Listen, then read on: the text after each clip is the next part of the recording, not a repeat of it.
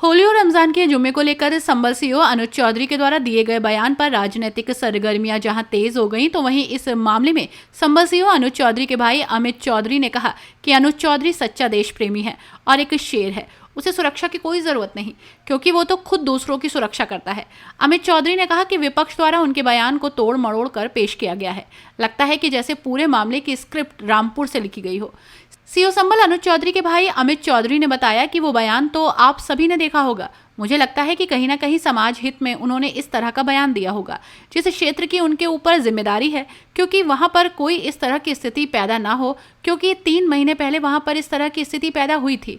वो स्थिति किस तरह मैनेज हो, इन सब परिस्थितियों को देखते हुए कानून व्यवस्था कैसे कायम हो, वहां पर शांति व्यवस्था बनी रहे, उसी के आधार पर उन्होंने इस तरह का बयान दिया।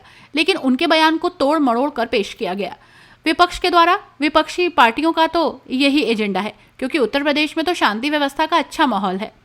वहां पर शांति समिति की एक बैठक थी और मैं भी वो पूरा बयान सुन रहा था। उसे शांति समिति की बैठक में हिंदू पक्ष और मुस्लिम पक्ष के बराबर के लोग थे। लेकिन आज मैं देख रहा हूं कि सोशल मीडिया पर काफी लोग उनके समर्थन में हैं, लेकिन कुछ लोगों की जहनियत ही ऐसी है कि वो उसे बयान को तोड़ मरोड़ कर पेश कर रहे हैं, बुरा बता रहे हैं। और ये भी है कि हम लोग पश्चिमी उत्तर प्रदेश के रहने वाले हैं और यहाँ की जो भाषा है वो खड़ी भाषा है। जैसी हमारी भाषा है हम वैसा ही बोलेंगे। हम इंग्लैंड के नहीं हैं जो हम इंग्लिश बोलेंगे। हम अपनी भाषा कैसे चेंज कर सकते हैं? हम यहीं पर पैदा हुए हैं, हमारी भाषा भी इसी तरह की है। हम पता नहीं किसी को वो भाषा कैसी लगी होगी, अच्छी लगी होगी, बुरी लगी होगी, वो विषय उनकी सोच के ऊपर निर्भर करता है। उन्होंने कहा कि ये पूरी स्क्रिप्ट रामपुर से लिखी गई है। भारतीय जनता पार्टी को बदनाम करने का, पुलिस अधिकारी को बदनाम करने का ये प्रयास है। राम गोपाल यादव जी बड़ी उम्र के हैं, अब मैं उनके लिए क्या ही कह सकता हूं। वो लोग अपनी मानसिकता दर्शा रहे हैं कि उनकी सरकार आई तो वो पुलिस अधिकारी को जेल में भेज देंगे।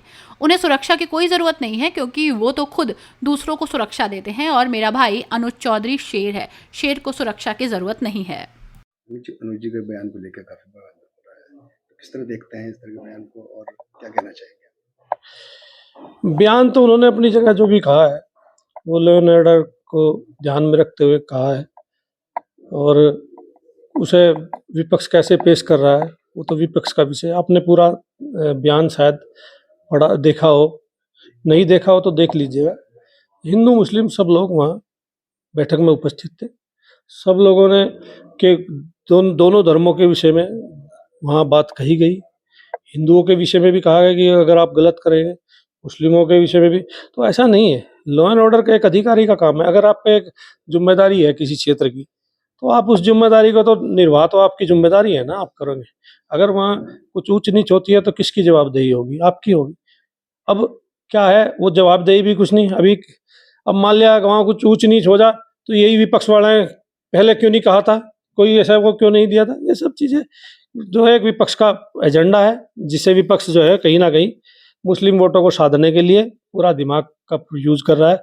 और विपक्ष में चाहे कोई सी भी पार्टी हो, सब एक के ऊपर एक पड़ रहे हैं। किसी दाल ये जो है ये ना चपड़ जाए। अच्छा, विपक्ष में संजय सिंह जी का बयान आया, राम गोपाल जी का बयान आया, और भी बयान आ रहे हैं, तो किस तरह देखते हैं आप इस बयान को? अब सारी राजनीति है। और संजय सिंह जी जो है, संजय सिंह जी का जो है एक मामला उनका भी जो है शुरू से ही सबको पता है, सब जग जाहिर है। ऐसा नहीं है कि मुझे ही पता है। संजय सिंह जी अगर आम पब्लिक में कहीं 20 आदमी खड़े हो तो किसी से ये पूछे भाई तेरे घर में संजय सिंह जैसा बेटा होगा, तो मुझे नहीं लगता एक आध को छोड़कर कोई कहेगा मैं मारे हो जा। उनके ऐसे क्रम है, ऐसी भाषा उन्होंने भी यूज करते हैं, लफंडर। बताओ कोई तरीका है? एक सम्मानित आदमी की एक सम्मानित भाषा होती है और उसका एक दायरा होता है। अगर कोई बात भी कहनी तो उसका एक कहने का एक तर्क होता है। संजय सिंह जी जो है पुराने लीडर हैं। पुराने से तो खैर क्या नहीं, पहले तो पता नहीं बहुत चीज़ बताओ लोग ये करते थे। लेकिन मैं तो ये पता है कि अब एक शराब घोटाले में जेल गए थे, तिहाड़ जेल, जो कि तिहाड़ जेल का नाम जो है भारत की सबसे बड़ी जेलों में और सबसे वैसी जेलों में आता है, तो उसमें गए थे। मैं क्या कहूँ, सबको पता है। और रही बात राम गोपाल जी की, राम गोपाल जी एक पुराने और अनुभवी नेता है। उनके मुख से ऐसी बातें शोभा नहीं देती।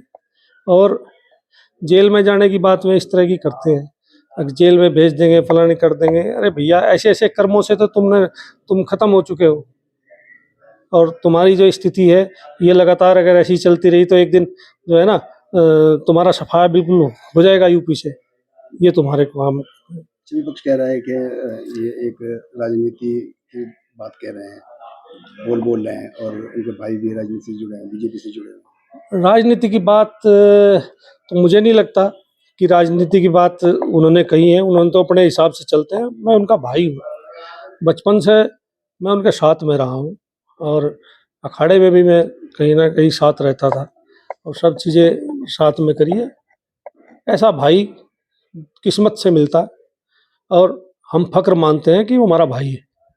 रही बात दूसरी कि भाई अको भाई बीजेपी से जुड़ा है फलाना, अरे भैया, ये जितने भी बुद्धिजीवी लोग हैं जो ऐसी बात कर रहे हैं, उनसे भगवान की कसम खुआ करके, बजरंग बली की कसम खुआ करके कहो कि उनके पूरा का पूरा घर जो वे करते हैं वही करते हैं। अरे भैया, आप पत्रकार हैं, आप पत्रकारिता करते हैं, क्या आपका पूरा परिवार आपकी स्क्रिप्ट लिखता है क्या?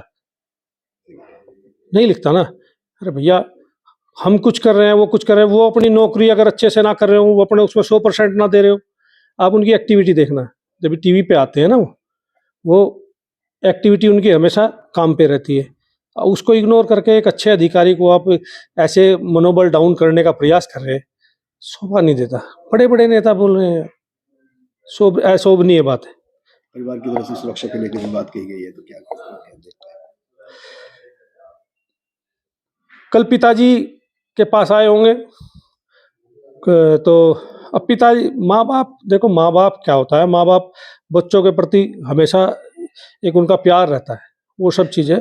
बाकी ऐसा नहीं है, वो तो लोगों को सुरक्षा देते हैं, और शेर है, ऐसा कुछ नहीं है, शेर है। कोई सुरक्षा की सुरक्षा की कोई है, सुरक्षा वो खुद लोगों को देते हैं भाई।